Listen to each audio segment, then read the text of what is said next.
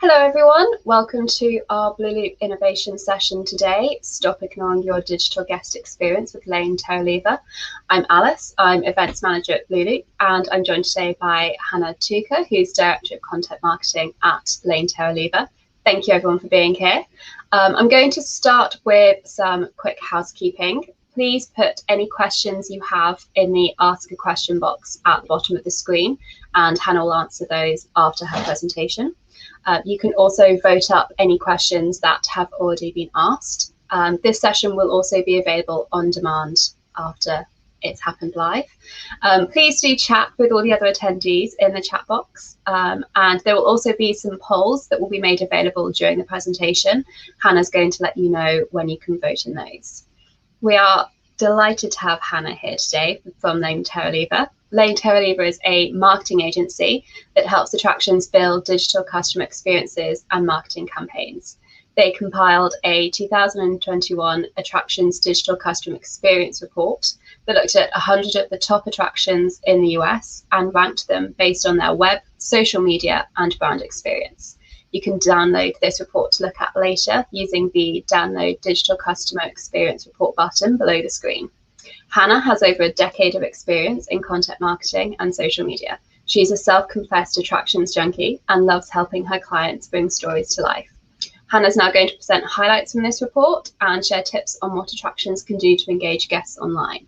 So I will leave it to you, Hannah. Thank you, Alice. All right. Well, welcome everyone. Thank you for joining me today. We're going to go ahead and jump into our presentation. Give me 1 second to get myself organized. All right. So as Alice alluded to, what we're really going to be discussing today is what a digital guest experience looks like and what some of the best practices are for engaging your guests at different points in their journey to conversion. We know that the past year has been challenging for the attractions and entertainment industry, to say the least. But now we're sort of in this time where we're seeing things coming back. We're seeing traffic is up at attractions and guests are open to visiting and they're making these decisions. And this is really a time now that we're seeing the result of pent-up demand from the pandemic shaking out in our attractions to spend some time thinking about our digital customer experience and how that comes to life for our guests so that we can create that bridge between our online and offline guest experience to give them the cohesive feeling for the brand that they're looking for. Some general upfront about myself. My name is Hannah Tucker. I am the director of content marketing at an agency out of Phoenix, Arizona called LaneTerralever.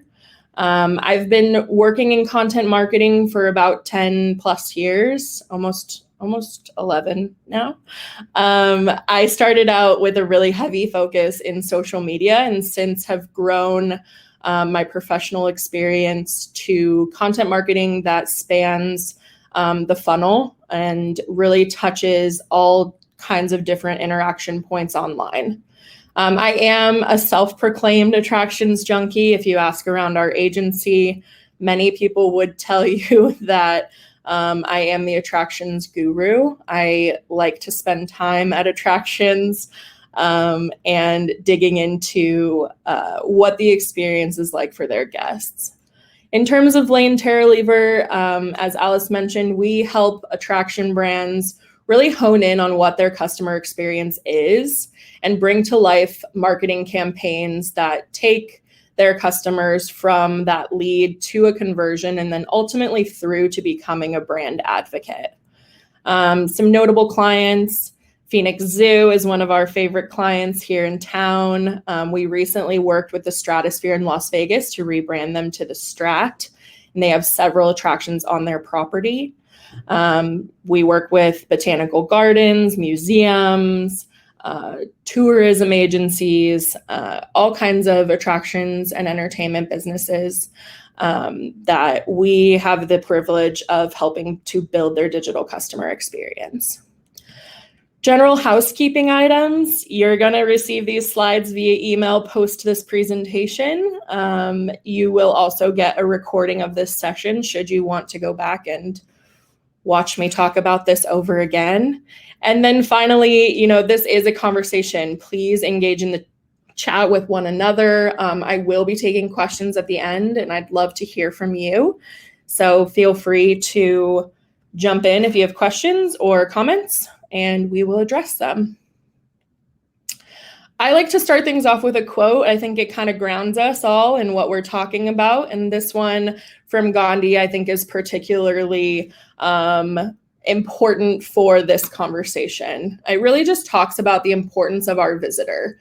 A lot of times, as a business, we think about our visitors as something that, we have to put together an experience for, and we have to figure out what makes them tick. And really, this quote serves as a reminder that it's actually a privilege for us to get to do that. And they are the foundation for our business and the reason that we get to do what we do. So I want to keep that in mind as we move forward through this presentation and start to understand why we need to do things a little differently to make sure that our customers feel connected to our brand, both online and on our premises, and what will keep them coming back for more.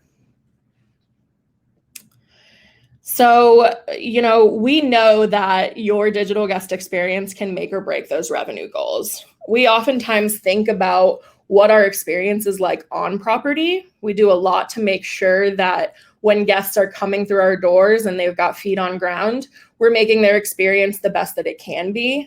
But their experience really starts way before they ever walk through our doors. And we know that the importance of your guest experience online translates into how they feel about your brand when they actually come to visit you. In fact, statistics will tell us that customers spend 17% more for a good experience. They'll tell us that 50% of our customers will actually stop visiting our website if it's not mobile friendly. We're going to dig into that a little bit further down the line. And finally, 80% of customers say that their experience with a business actually is just as important as the product or service. So we know that the visit that they're having on premises is very important to them. But the experience that leads them there ultimately gives them that first impression of your brand, and they'll begin to understand what's going to happen once they get to your property through this guest experience that's happening online first.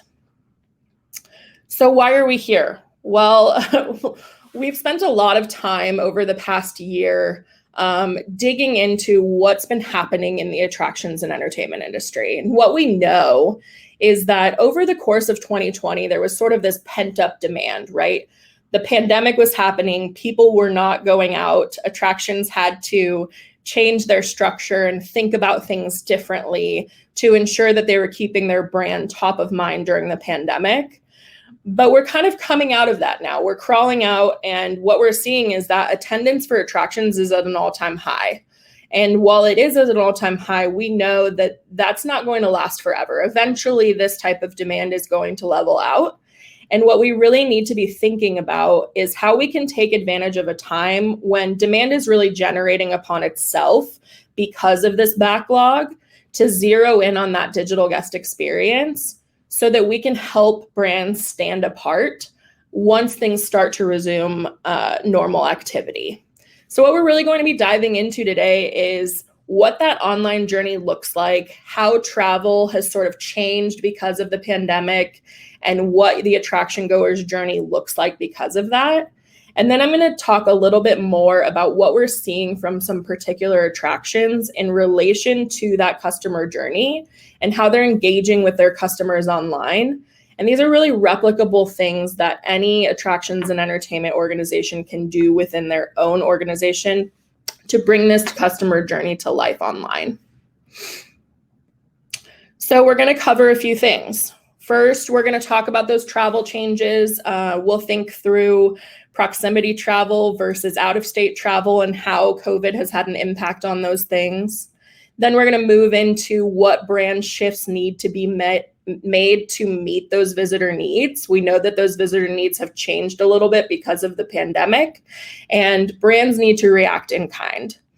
And then finally, we're going to talk about creating a digital experience that converts. And you'll see me kind of geek out over some examples of really great brands that are doing a really awesome job of bringing this digital experience to life to make sure that their customers are feeling connected before they're ever coming to visit in person. So changes in travel post-pandemic. We've done a lot of research on what the pandemic has done to the tourism industry. We saw trends pop up during the pandemic that are going to stick around. And we think it's important to sort of think through those things in relation to your visitor journey and how that comes to life. So things like proximity, how far are people willing to travel, knowing that they've been home for over a year? Are they looking to get to outside of their state, outside of the country? What does that look like? We're going to talk about value. Value is obviously incredibly important when people are planning a visit to an attraction or entertainment experience. And we're going to dig into a little bit of how value comes to life for your brand.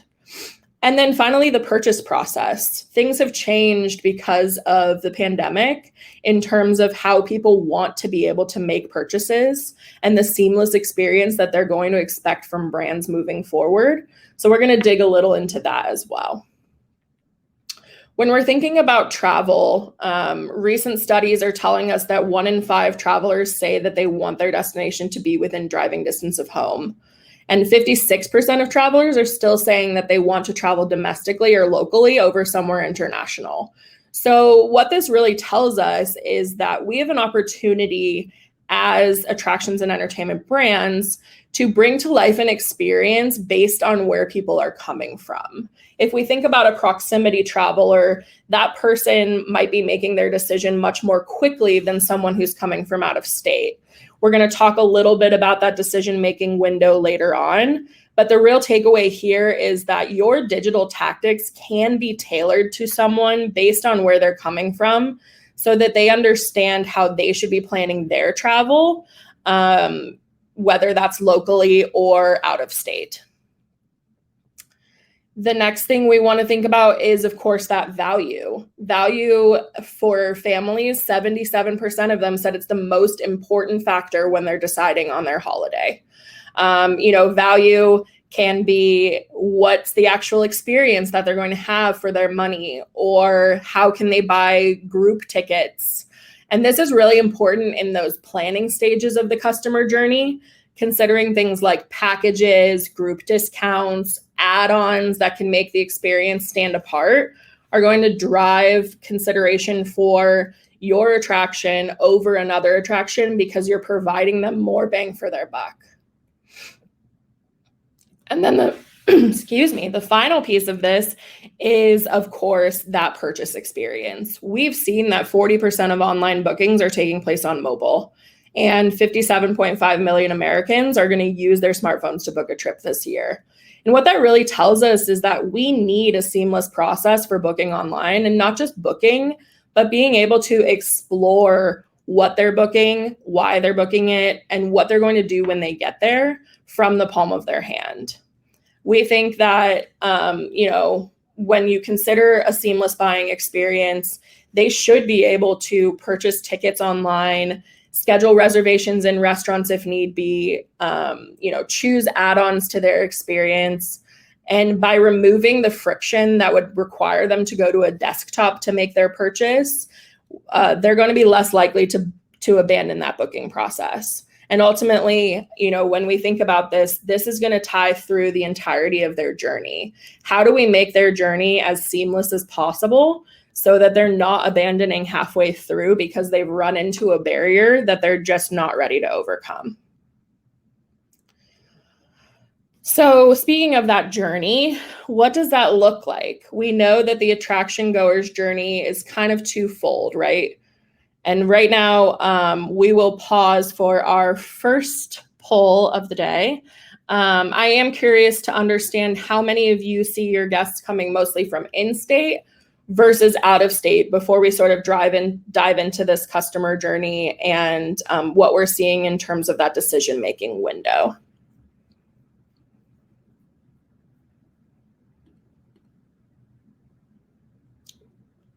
And you can vote in the bottom where it says polls.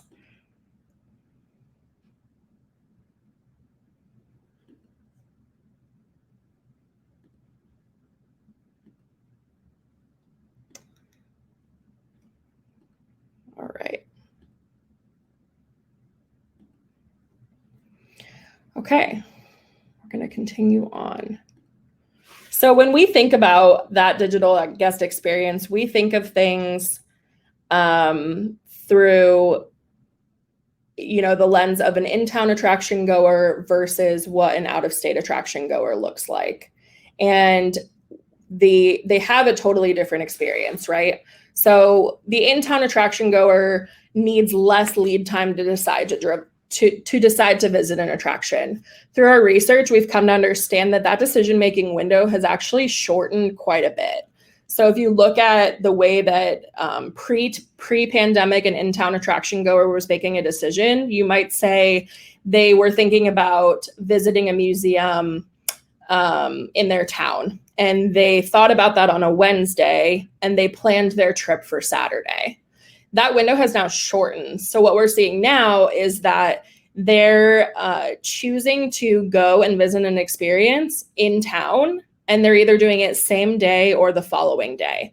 So because that decision-making window is shortened, we have to compensate for that in terms of how we're messaging to them and how we're making their experience the richest experience it can be with such a short time frame to help them with their planning. In addition to less lead time, these people might still be wary of airplane travel. So they're preferring to stick close to home, but they still want that experience that they might get if they went somewhere out of state.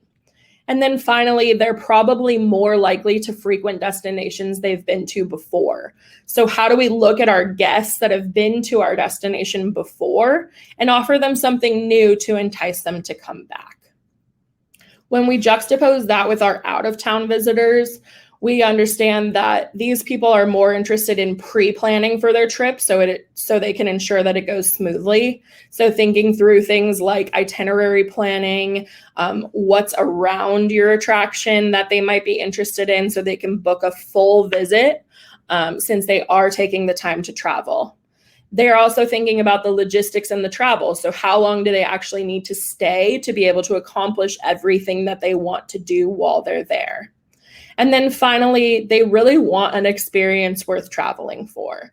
So how do we set ourselves apart to ensure that these guests really see a reason to create a trip around our attraction that will drive them to visit? If we think about the buyer journey, we always like to look at things through the lens of awareness, through consideration. Then we get into that planning visit and ready to buy phase, obviously purchase, actually during their visit, what's happening. And then my favorite piece is, of course, the advocacy phase, because things don't stop after they visit. We need to continue to foster those relationships so that they'll tell other people about our attraction and they'll also come back and visit again. So in this awareness phase, they're really starting from scratch, right? They're thinking about what's something fun I can do, either in my state, out of my state. What is something that I can, have a good time enjoying? And then they start to think about what other people are saying about the experience. And we're going to dig into this a little bit, but the conversation that happens around your brand online can be a real driver for how people decide to come and visit. Then they think through, how long should I stay? If it's proximity travel, they're probably thinking, is this going to be a full day experience for me? Is it only going to take me the morning? If they're coming from out of state, they're thinking about the other things they can do while they're there to create a robust trip for themselves. Then they go through the thinking of, how much will it cost? Are there discounts available? What else can I do while I'm there? And these types of things help them really solidify their plan for their visit and understand what it is they can do to make their experience the best that it can be. When we get to that purchase phase, they're really trying to consider, should I buy my tickets online? Can I purchase them in person? How far in advance do I need to buy tickets? Is touchless ticketing an option? That's obviously something that's fallen out of the pandemic. And then they're making that decision to purchase.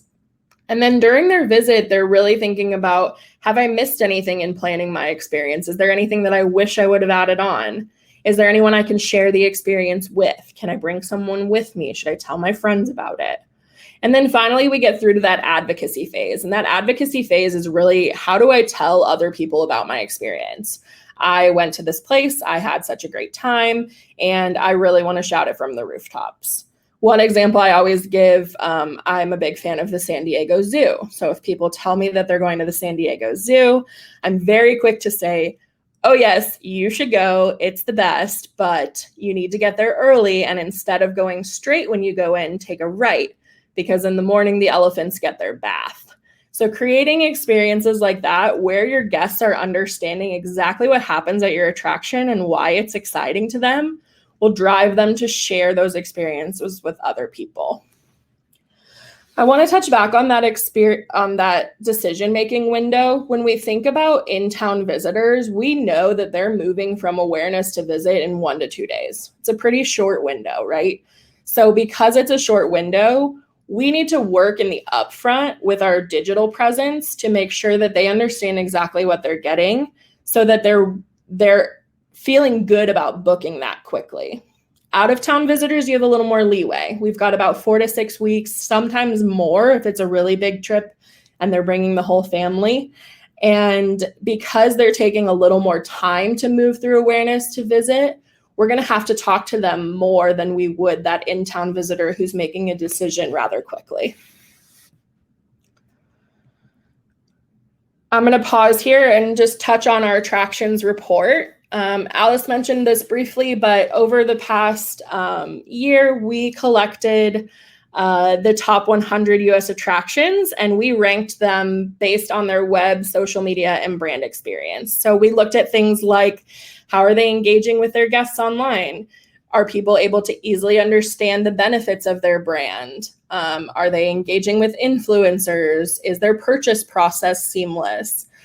And through this report, we've discovered several things that we think are important for attractions to focus on through the user journey to make sure that online their guests are getting the best from them before they're ever coming to their property. And that's what we're going to talk about next. So to that point, your guest experience starts online.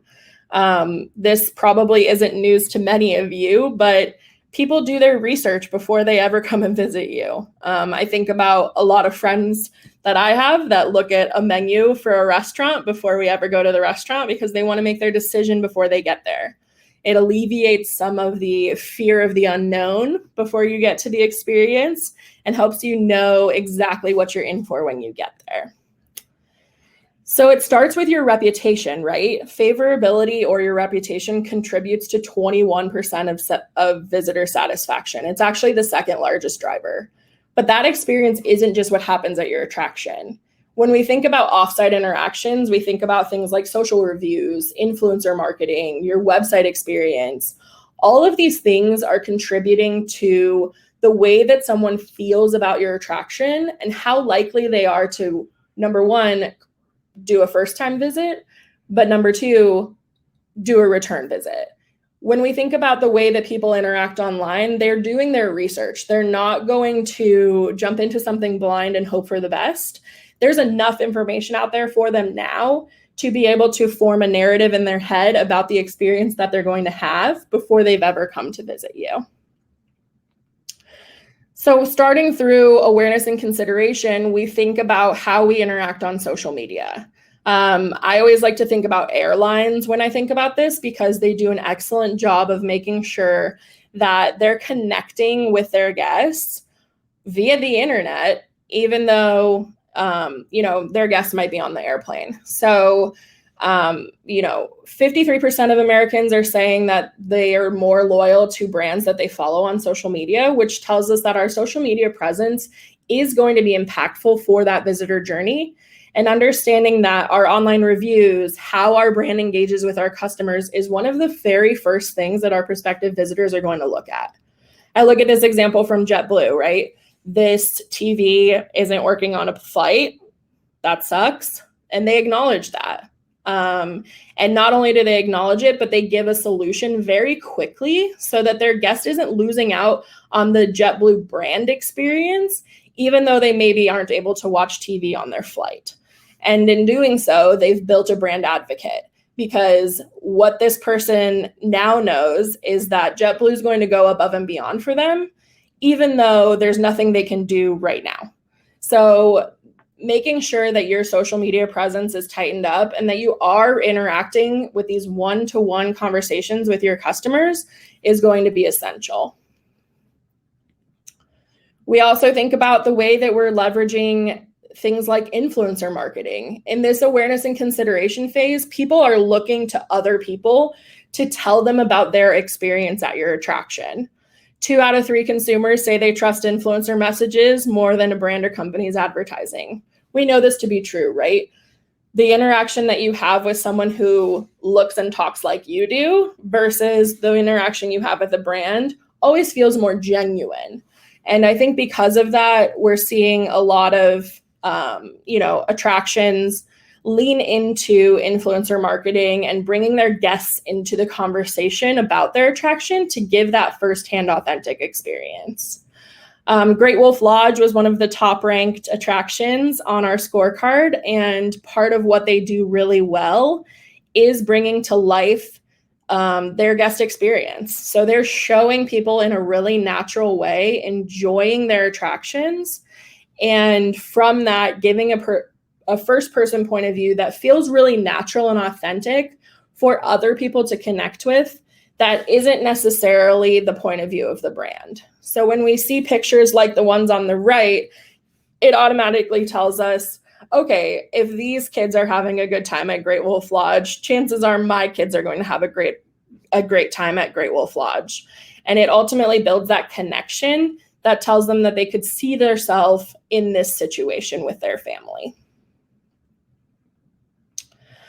The next thing to think about in awareness and consideration is how you break the mold, right? Like, we see brands do quite a few of the same things over and over again, and it's sort of a rinse and repeat. But what we also like to see from brands and to think about when we're building these brand experiences for our clients is, how do we break out of the norm? What type of content can we create that fits naturally into our customer's life, but isn't necessarily tied to our experience directly? And what this does is it creates that recall. If I keep seeing really interesting things from a brand, I'm going to understand that they're innovating online, so their experience in person must be pretty cool. One of my favorite examples of this is from the Monterey Bay Aquarium.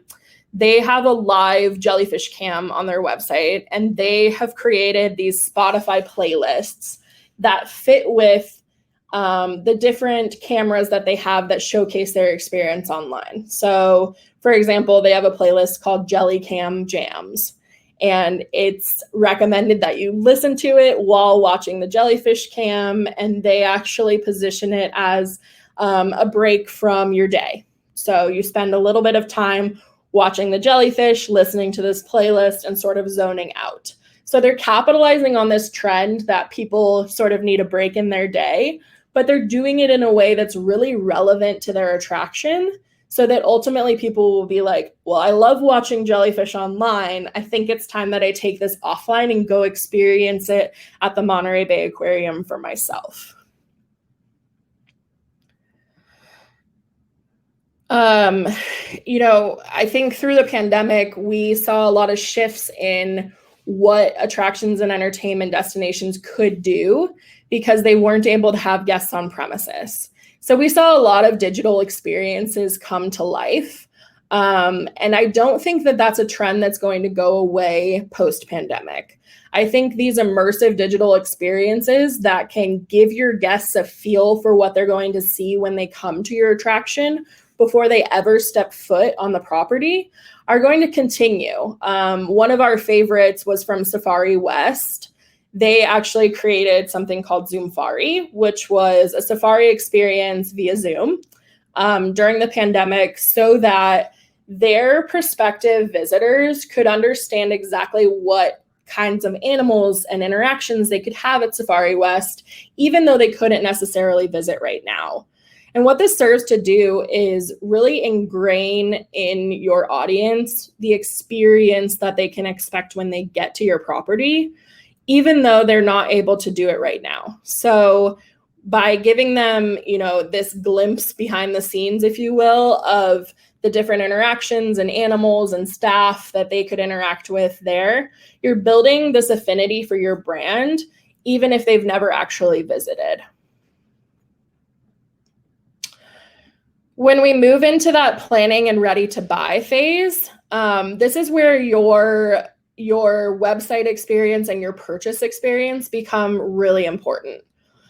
We think through, like, how does someone feel when they get to your website? Are they really clear on understanding what it is your attraction offers, what they'd be able to do there? Could they bring their whole family?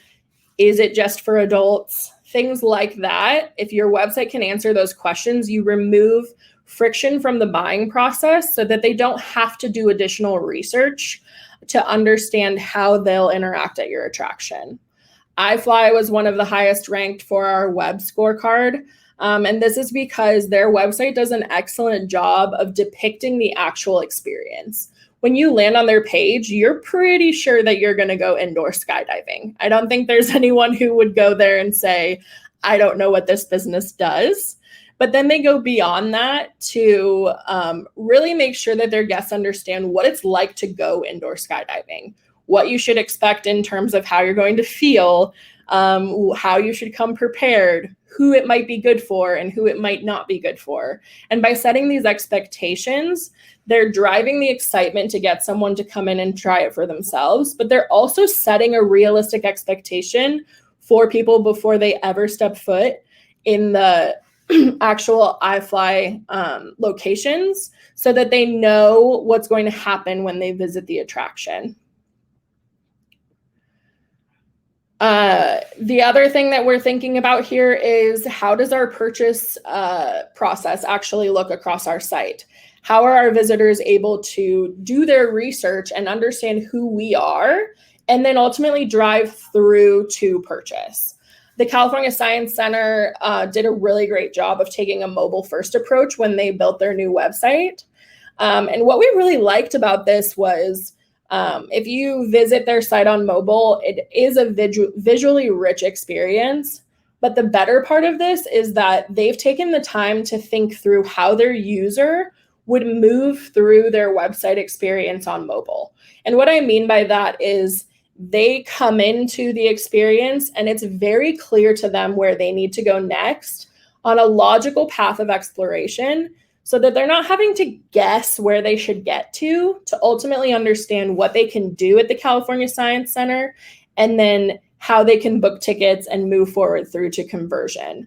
The logical flow of content really makes it easy for guests to understand, okay, I can start here by understanding what it is that they offer, and then I can move on from there, and I can think about the way that I want to plan my day at the California Science Center, and then I can book my tickets, and they can do this all from the palm of their hand. All right, I'm going to pause here for another poll. The next thing we're going to be talking about is packages, memberships, options for your guests. And I'm curious, do you currently offer packages, membership options, any type of bulk discounts? I would just like to understand from y'all what you're currently doing.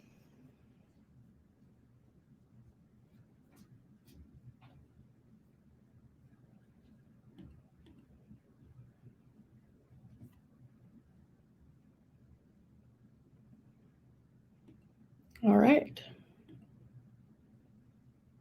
Thank you for all of you who are participating in the polls.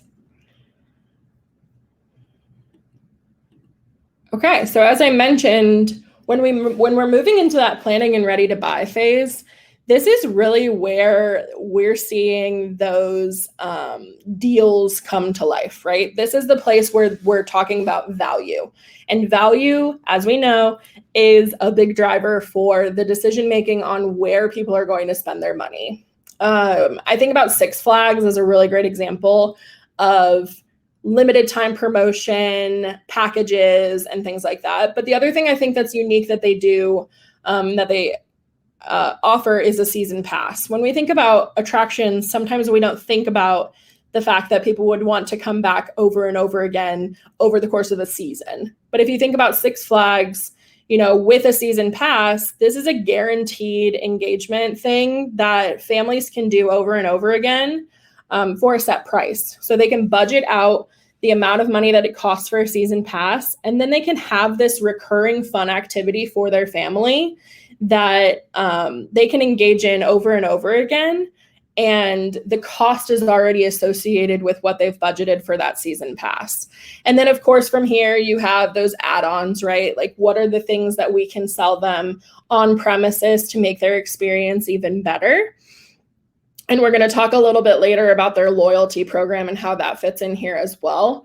But making sure that you understand how your guests want to engage with your attraction will help you determine what types of packages, passes, and promotions you should be thinking about that resonate the most with your audience and will provide them the most value to ultimately push them to that conversion.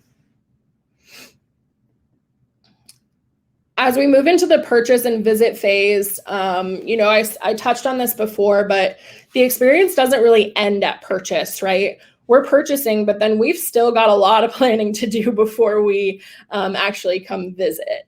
And I think when we're thinking about the experience that we can create online post-purchase for our visitors, it is things like planning. How do I help them create an itinerary that they can work against? How do I help them understand everything that's available at our attraction so that they can talk with their family about the things that they want to do? I look at a brand like Airbnb, right? Airbnb home sharing platform. Well, now they've introduced experiences, right? So they've become more than a home sharing platform, and instead they're sort of this trip booking experience platform. So after you book a trip on the Airbnb website, for example, in Sedona, Arizona, you are met with experiences. So they're saying, great, we love that you're coming to Sedona. And now here are things that you can do in Sedona. Maybe you want to go vortex yoga hiking, which sounds really cool. Or maybe you want to do a scavenger hunt in Sedona. But the purpose of this is that they're not letting their customers drop off post-purchase. They're giving them more ideas for ways to engage with Airbnb, to secure an itinerary that makes sense for them during their visit so that they have this robust experience in Sedona that they'll want to come back for. And then the final phase of our guest experience is, of course, advocacy. So something we were surprised to find in our research through our scorecard is that as few as 16% of brands actually have a strategy for user-generated content. And, as someone with a background in social, user-generated content is like the fuel for my fire, right? User-generated content does so many things for your brand that are tangible in terms of conversion, but also intangible in terms of making your guests feel special. When we think about user-generated content, it kind of solidifies the connection to your brand. So they're posting because they've had this great interaction with your brand. And by you taking that content and reposting it from your brand, it tells them, hey, we see this amazing interaction that you've had with our brand, and we want to highlight it because we think it's very special too. Dave & Buster's does a really great job of taking UGC and bringing it into their feed in a really natural way.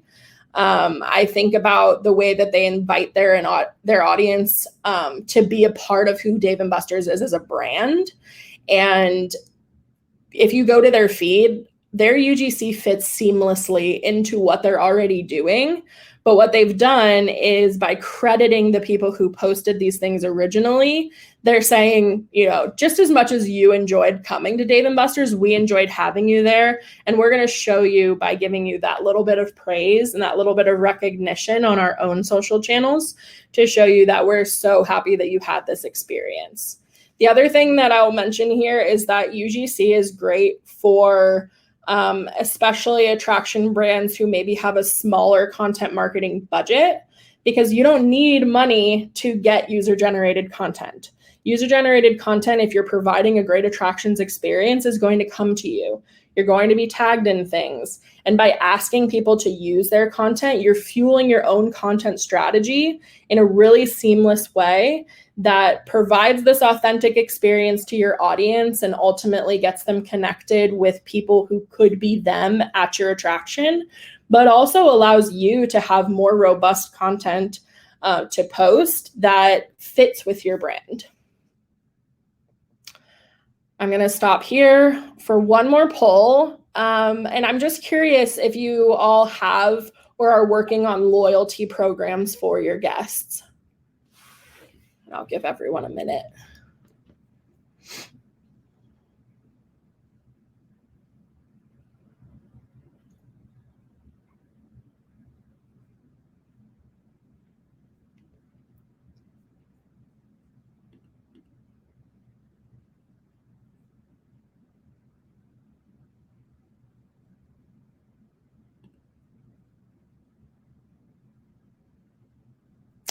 All right.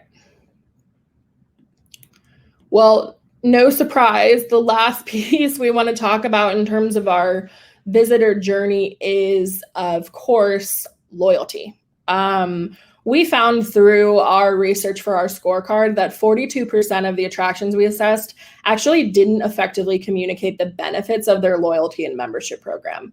So it's one thing to have a membership program or a loyalty program, but the other piece of this is actually communicating the benefits to your audience so that they understand why they should care about signing up for a membership, what it means to them to be a loyal member, and how it will affect them long-term for engaging with your brand. I'm gonna lean on Six Flags for this one again. I think that their rewards program is unique and probably one of the most unique in the space, because when a guest signs up for a membership, they're enrolled in rewards. But they don't just reward members for making purchases or doing things that require money within the attraction. They also reward them for things that are actually happening in the park. So they get rewards when they check into rides. They get rewards when they post on social media and tag Six Flags. They get rewards for interacting with the brand on social media. Things like this, thinking through a rewards program, provide value to your guests without requiring them to make more purchases in order to get rewards. The other thing that I think is unique about Six Flags is the way that they reward their guests. So of course they're going to give away freebies, right? So they might reward them with free cotton candy or free tickets for their friends. But then they go beyond that to things like lunch with the park president or a VIP park tour. So what they're really doing is building trust with their brand and ingraining these people in their brand through this loyalty program to say, it's great that you can get a freebie because you've come and you've had time to ride this roller coaster 30 times. We're going to reward that loyalty with something like lunch with the park president, so you can actually understand who we are and connect with someone who is obviously very connected to the brand.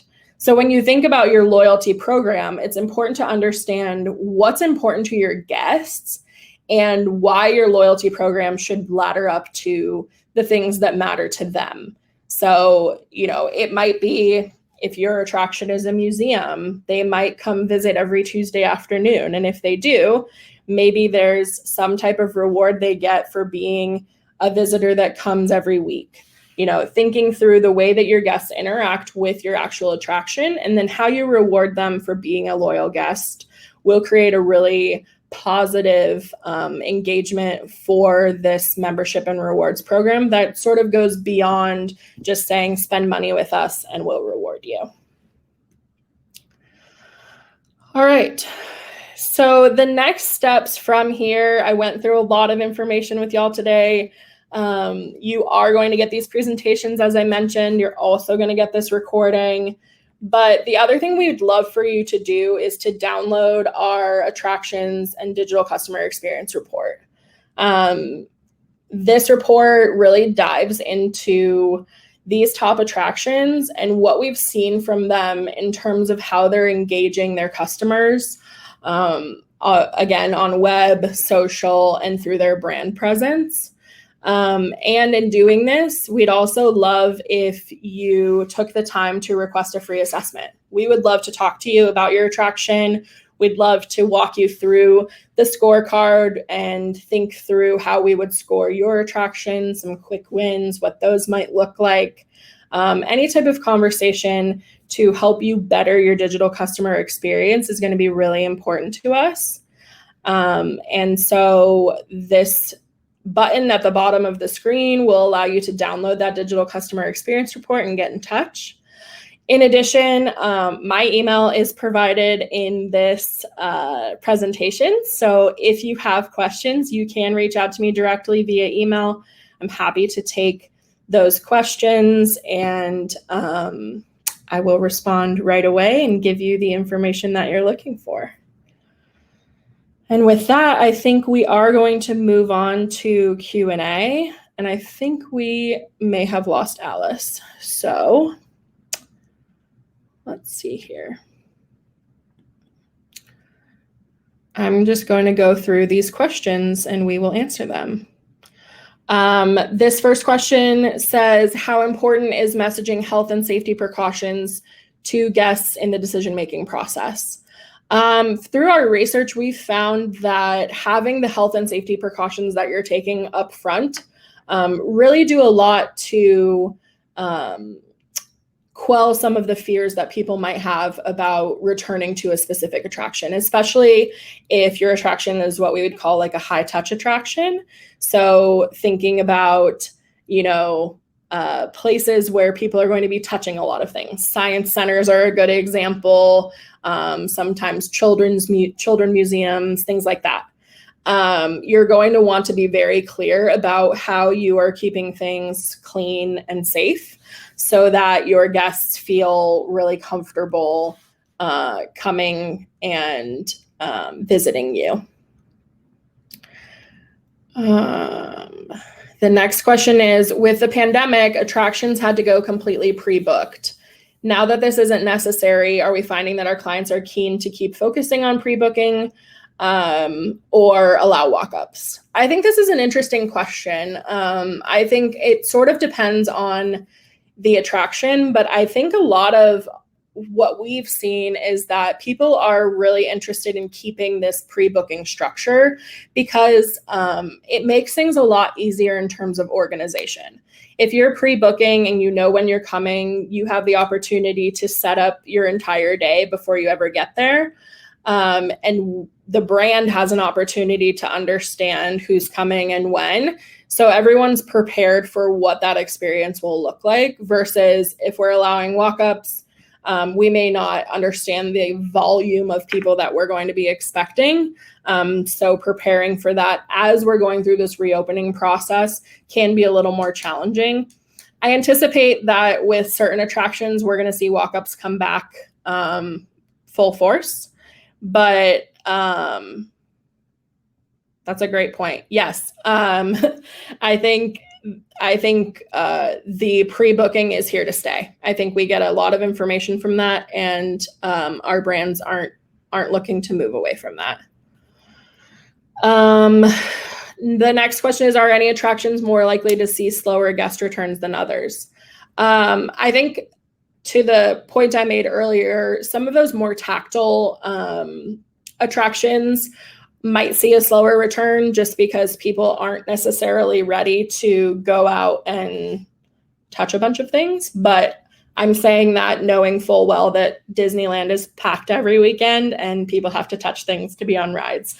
So I think we're probably going to see a little bit slower return to things like science centers and children's museums where kids are touching a lot of different things. But I'd anticipate that most attractions are going to see their traffic return pretty solidly. The next question is, would you advise taking a mobile first approach with website design? This is a great question. We at LaneTerralever would say mobile first is always a good idea.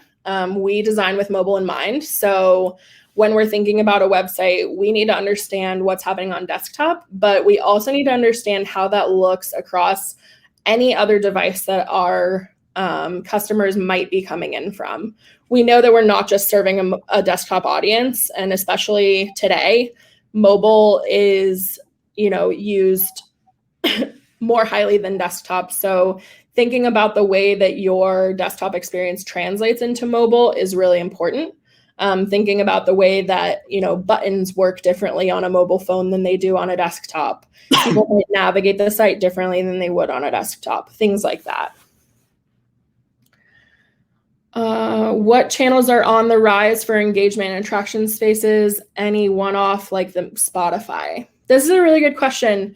I think, I hesitated to bring it into this presentation, but TikTok is not slowing down. TikTok is everywhere. And with the introduction of their ads platform and some of the targeting that they're allowing for brands, I can see that the attraction space will probably have a lot of success on TikTok. But the other piece of that, when you think about these sort of bite-sized pieces of micro content, is, we look at like Instagram Reels. People are using Reels more than they're using stories now. And what we're also seeing is cross-pollination between TikTok and Reels. So we're seeing a lot of content from TikTok placed on Reels. And I think brands have an opportunity to decide where they want to play. If you're already on Instagram, Reels get great engagement, and that might be the place for you to start. And then you can obviously cross-pollinate that to TikTok if you're ready for a TikTok strategy later on. But I think, we're going to see a continuation of that type of content, these sort of micro pieces of content that are highly engaging, continue through the rest of this year and into 2022. I think that's the same question. We opened during pandemic and gained a lot of bad reviews due to campus footprint sizing. How would you open up engagement with these guests without opening? Yeah, not getting roasted is always the biggest question, right? I think something I might consider doing is, if you have a captive audience in terms of like an email database or something like that, doing a little bit of customer research in terms of sending a survey to help understand some of the things that they may be having a challenge with is always a good idea. The other thing I'd say is, if you can find trends within the communication that they're having with you online, i.e. these bad reviews, addressing those things head on is always a good idea. Sometimes with some of our clients, when we constantly see the same type of bad review or the same type of theme come up in negative commentary, we'll take those things and create very specific content around that topic and push it out so that people can understand that we're not blind to the things that they're saying, and we're addressing them, and here's how. And if you feel like you don't have a solid response for these things, I think, it's okay to take the time to figure out the right way to approach it. I think a lot of times we expect, because we are a society of instant gratification, that a brand will have a response for us in 10 to 15 minutes, which is ideal and people love it. But there are times when you're going to have to really decide as a brand how you want to put your best foot forward on a certain topic and what needs to be said. Oh, was there a second part of that question? Okay. I think I've answered all of these questions. So I really appreciate all of the excellent questions that you put in the chat. And that about right. Well, Hannah, thank you very, very much for that. And that was absolutely fascinating. To all of you listening, I'm afraid Alice had some technical issues back in London, so I've had to land a plane, which is the current terminology for this kind of thing. Yeah, so the video will be available on our site from, I think, the end of this session, so you can catch up there. The questions should be timestamped on there as well. So a big thank you to Hannah and LaneTerralever for this. You can download the report at the bottom of the page there. And of course, feel free to get in touch with Hannah or LaneTerralever after this as well for further follow-up. And thank you all very much for coming along today. Thank you all so much. Take care. Bye-bye.